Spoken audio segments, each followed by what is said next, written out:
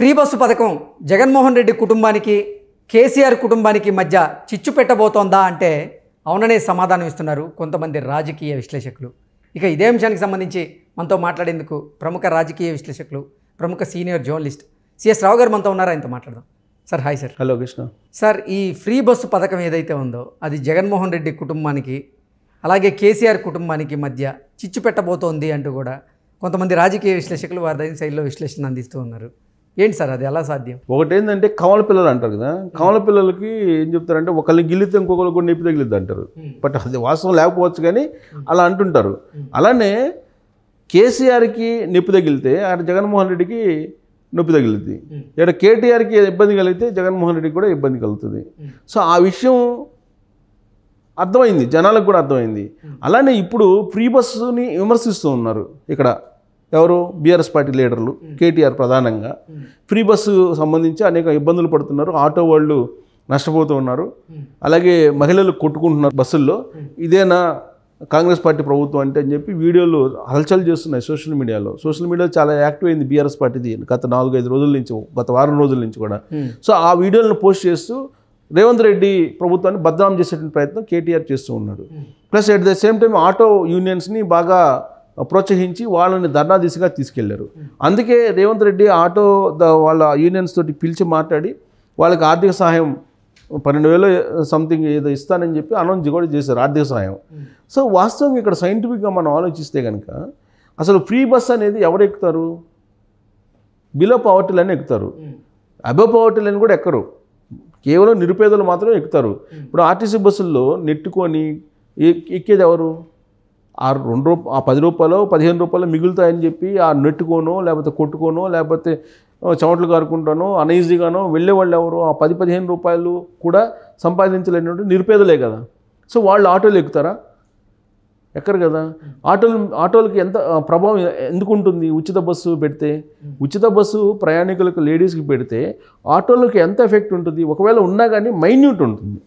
అంతేగాని మొత్తం ఆటోలు మొత్తం నష్టపోయి, ఆటో యూనియన్లు నష్టపోయి అసలు ఆటోలు వేసిన వాళ్ళకి అసలు గడవనేటువంటి పరిస్థితి ఉంది అనేటువంటి యాంగిల్లో ఇప్పుడు ప్రొజెక్ట్ చేశాడు కేటీఆర్. ఏదో ఒక ఇష్యూ కావాలి ప్రతిపక్షానికి. సో ఆ ఇష్యూని తీసుకొని ఫ్రీ బస్ అనేటువంటి పథకాన్ని ఏదో ఒక రకంగా ఒక నెగిటివ్ కోణంలో చూపించడానికి ప్రయత్నం కేటీఆర్ చేస్తూ ఉన్నారు. దానికి ఆటో సంఘాలని వాటన్నిటిని కూడా ప్రోత్సహించాడు. ఇప్పుడు ఈ ఎఫెక్ట్ తన స్నేహితుడైనటువంటి జగన్మోహన్ రెడ్డి తగిలింది. అదే కొన్నిసార్లు ప్రకృతి సహకరించినప్పుడు, గ్రహస్థితి బాగున్నప్పుడు మంచి చేసినా కానీ అది ఇంకొక రూపంలో చెడు దిశగా వెళ్తుంది. ఇప్పుడు ఏం చేశారు? ఇప్పుడు కేటీఆర్ ఇది చేసినప్పుడు, కేటీఆర్ ఇలా ప్రొజెక్ట్ చేసినప్పుడు ఆటో యూనియన్లు అందరూ కూడా ఇక్కడ ఏదో నష్టం జరుగుతుంది, భారీగా నష్టం అని చెప్పి వెళ్ళిపోయి ధర్నాలు చేసి కూర్చున్నారు తెలంగాణలో. సో రాబోయేటువంటి రోజుల్లో మన సంక్రాంతి నుంచి ఉచిత బస్సు పెట్టాలి పథకం, అది బాగుంది, ఆల్రెడీ ఇప్పటికే చంద్రబాబు నాయుడు అనౌన్స్ చేశాడు, కాబట్టి మన సంక్రాంతి నుంచి మనమే ముందు స్టార్ట్ చేస్తే బాగుంటుందని చెప్పి జగన్మోహన్ రెడ్డి భావించారు. సంక్రాంతిలో ఏదో అనౌన్స్ చేస్తారని అంటున్నారు. ఆల్రెడీ చంద్రబాబు నాయుడు ఆయన 5 గ్యారెంటీలు ఏదైతే ఉన్నాయో ఆ గ్యారెంటీల్లో ప్రకటించేశారు. సో ఆ గ్యారెంటీల్లో ప్రకటించేశారు చంద్రబాబు నాయుడు. సూపర్ సిక్స్ అనే మొత్తం ప్రకటించారు కదా చంద్రబాబు నాయుడు. సూపర్ 6లో ప్రతి మహిళకి 1,500 రూపాయల నెలకి, అలాగే అమ్మ దీవెన కింద 15,000 రూపాయలు సంవత్సరానికి ఫ్రీ బస్సు ప్రయాణం, అలాగే రైతులకి 20,000 రూపాయలు ఏడాదికి, తర్వాత బీసీలకు ప్రత్యేకమైనటువంటి చట్టం, ఇవన్నీ కూడా అనౌన్స్ చేశారు చంద్రబాబు నాయుడు. అందుకని ఇప్పుడు ముందుగానే ఈ ఫ్రీ బస్సు పథకాన్ని అమలు చేస్తే బాగుంటుందని చెప్పి జగన్మోహన్ రెడ్డి సంక్రాంతి నుంచి అనౌన్స్ చేయాలని చెప్పి అనుకుంటున్నాడు. ఆ విషయం పేపర్లో రాగానే, న్యూస్ బయట రాగానే ఆంధ్రప్రదేశ్లో ఉండే ఆటో సంఘాలన్నీ పెద్ద ర్యాలీలు తీసాయి. ఆదివారం శనివారం రోజు పెద్ద ర్యాలీలు తీసి అసలు ఫ్రీ బస్ పెడితే మేము మా జీవనోపాధి పోతుందని చెప్పేసి వాళ్ళు పెద్ద ఎత్తున ర్యాలీలు దిగారు. సో దీంతో ఇక్కడ కేటీఆర్ చేసినటువంటి పని అక్కడ జగన్మోహన్ రెడ్డికి ఎఫెక్ట్ అవుతుంది. ఇక్కడ స్విచ్ చేస్తే అక్కడ బల్బ్ వెలుగుతున్నట్టు, ఇక్కడ కేటీఆర్ చేసిన పని అక్కడ జగన్మోహన్ రెడ్డికి నష్టం కలిగేలా కనిపిస్తుంది ఈ అంశం, ఫ్రీ బస్ అంశం. ఇక గతంలో అక్కడ జగన్మోహన్ రెడ్డి ఏం చేశాడు? చంద్రబాబు నాయుడిని అరెస్ట్ చేశారు. చంద్రబాబు నాయుడు అరెస్ట్ చేసి రాజమండ్రి సెంట్రల్ జైలుకి పంపించారు. రాజమండ్రి సెంట్రల్ జైలుకి పంపించినందువల్ల ఎవరికి నష్టం జరిగింది? జగన్మోహన్ రెడ్డికి అప్పటికప్పుడైతే నష్టం జరగల. నష్టం జరిగిందని భావించి నేను లండన్లో ఉన్నా, నాకు తెలియదు అరెస్ట్ గురించి అని చెప్పి తర్వాత నష్ట నివారణ చర్యలకు ఆయన పూనుకున్నాడు. ఇమీడియట్గా నష్టపోయింది ఎవరు? బీఆర్ఎస్ పార్టీ కేసీఆర్ ఇవాళ గద్దె దిగడానికి లేదంటే ఆయన ప్రభుత్వాన్ని కోల్పోవడానికి అధికారాన్ని కోల్పోవడానికి కారణం ఏంటి? చంద్రబాబు నాయుడు అరెస్టే కదా. చంద్రబాబు నాయుడు అరెస్ట్ చేసిన తర్వాత పరిస్థితులన్నీ మారిపోయాయి కదా.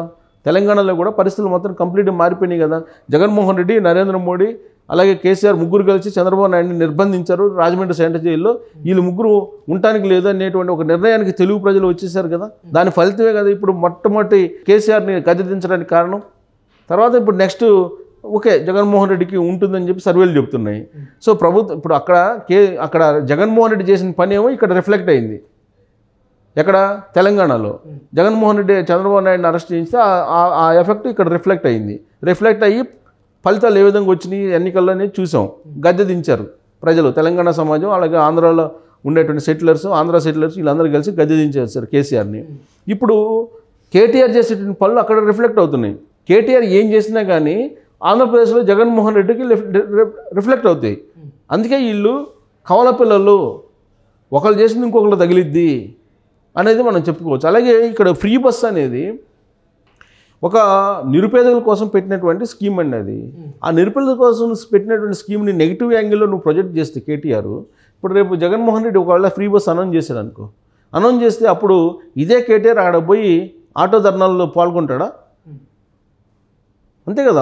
ఆటోల వాళ్ళు ఇప్పటికే ఆటోలు వాళ్ళు ఆందోళన చెందేలాగా ఇప్పుడు కేటీఆర్ ఇక్కడ ఒక డ్రైవ్ చేశాడు. ఆంధ్రప్రదేశ్లో ఆటో వాళ్ళు ఆందోళన చేసేలా ఇక్కడ ఒక డ్రైవ్ చేశాడు. అది ఇప్పుడు అక్కడ కనిపిస్తుంది. రేవంత్ రెడ్డిని బదనాం చేయడానికి ఈయన చేసినటువంటి పని అక్కడ జగన్మోహన్ రెడ్డి తగలదా? సంక్రాంతి ఉచిత బస్సు ప్రయాణం అనేది అనౌన్స్ చేశాడు అనుకో సపోజ్ జగన్మోహన్ రెడ్డి, ఆటోల వాళ్ళు ఒప్పుకుంటారు. ఇప్పుడు ఆల్రెడీ ప్రకటించక ముందే వాళ్ళు ర్యాలీలు చేస్తున్నారు. సో ఇప్పుడు జగన్మోహన్ రెడ్డిని నిలదీస్తారు కదా. అంటే ఇండైరెక్ట్గా కేటీఆర్ రూపంలో జగన్మోహన్ రెడ్డి మీద ఎఫెక్ట్ పడినట్టుగా నెగిటివ్ ఎఫెక్ట్. సో ఇది రాబోయేటువంటి ఎన్నికల్లో మనం చూస్తాం. జగన్మోహన్ రెడ్డికి సంబంధించినటువంటి ఫలితాలు కూడా ఏ విధంగా ఉండబోతున్నాయని మనం చూస్తాం. ఆల్రెడీ మనం చూసాం తెలంగాణలో, ఆంధ్రప్రదేశ్లో చూడబోతాం భవిష్యత్తులో రాబోయే. సార్ ఇప్పటికే ఆటోలో నిరసనలు చేస్తున్న నేపథ్యంలో, ఈ ర్యాలీలు చేస్తున్న నేపథ్యంలో జగన్మోహన్ రెడ్డి ఫ్రీ బస్ పథకాన్ని ఇప్పటికిప్పుడు అమలు చేసే దిశగా అడుగులు వేయబోతారా అంటే ఏం చెప్తారు? ఇప్పుడు జగన్మోహన్ రెడ్డి ఆలోచన, జగన్మోహన్ రెడ్డికి సంబంధించినటువంటి మనస్తత్వం తెలిసినటువంటి వాళ్ళు ఒకటే చెప్తారండి. ఆయన నష్టం కానీ లాభం కానీ ఆయన ఏదో అనుకున్నది చేసుకుంటూ వెళ్ళిపోతాడు. ఎవరి మాట వినరు, ఎవరి సలహాలు వినరు. సలహాదారులు ఎంతమంది ఉన్నారు? దాదాపు 70 మందో 80 మందో సలహాదారులు ఉన్నారని చెప్తున్నారు. వాళ్ళ సలహాలు ఎవ్వరు సలహాలు తీసుకోడు ఆయన అని చెప్పి వాళ్ళే చెప్తారు. సలహాదారులుగా అపాయింట్ అయినటువంటి వాళ్ళే చెప్తారు. సో కాబట్టి సలహాలు ఎవరికి తీసుకోరు, ఎవరి మాట వినరు. ఆయన ఉచిత బస్సు ప్రయాణం ఇస్తే మనకు లాభం చేకూరుద్ది అనుకుంటే ఇచ్చేస్తాడు. ఇప్పుడు అలాగే కర్ణాటకలో, తెలంగాణలో లాభపడ్డారు ఉచిత బస్సు ప్రయాణం ఇచ్చేపి కాంగ్రెస్ పార్టీ. కాబట్టి తెలుగుదేశం పార్టీ ఆల్రెడీ అనౌన్స్ చేసింది, చంద్రబాబు నాయుడు ఇప్పటికే అనౌన్స్ చేశారు.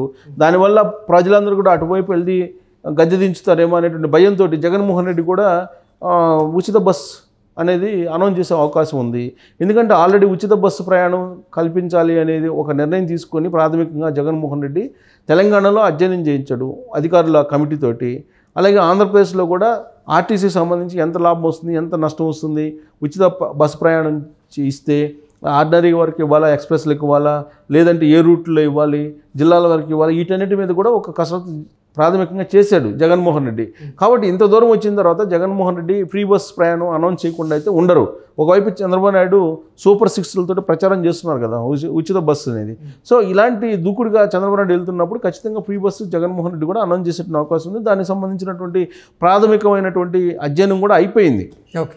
సో కాబట్టి ఇప్పుడు ఒకవేళ అక్కడ ఫ్రీ బస్సు అనౌన్స్ చేస్తే కనుక అది ఇంపాక్ట్ అయితే జగన్మోహన్ రెడ్డికి అంటే సానుకూలమైన అంశంగా అయితే కాదు. ఎందుకంటే ఆల్రెడీ చంద్రబాబు నాయుడు అనౌన్స్ చేశారు కాబట్టి, చంద్రబాబు నాయుడు అనౌన్స్ చేసిన తర్వాత ఈయన పోటీగా అనౌన్స్ చేశాడని చెప్పి ప్రజల్లోకి వెళ్తుంది.